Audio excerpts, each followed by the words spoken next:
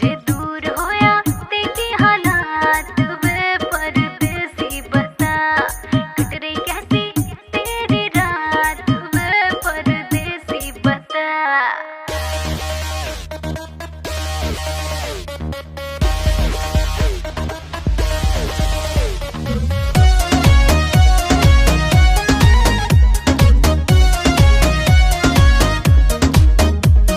छोड़ गई दिल तोड़ गई, चल कोई नहीं, मैं तड़पा और तू रोई नहीं, चल कोई नहीं।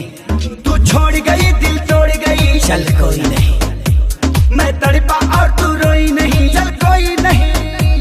अब तेरे लिए मैं रोऊं सारी रात ना मैं सोऊं, अब तेरे लिए मैं रोऊं सारी रात ना मैं सोऊं, ऐसा रीजन नहीं। तुझे क्या लगा मुझे छोड़ देगी और मैं मर जाऊंगा? घंटा तू लड़की है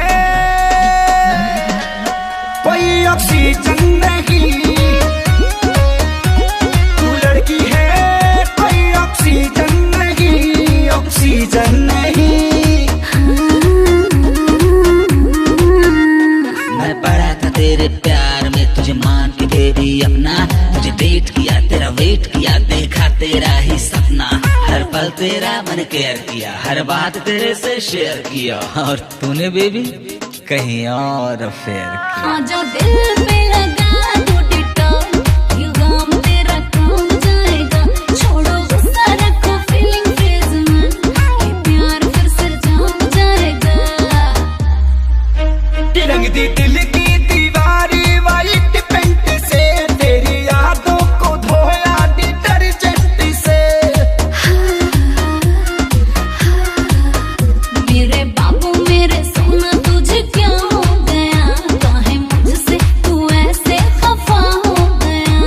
अब दिल से दिल ये मिले फिर प्यार के फूल खिले, ऐसा सीजन नहीं।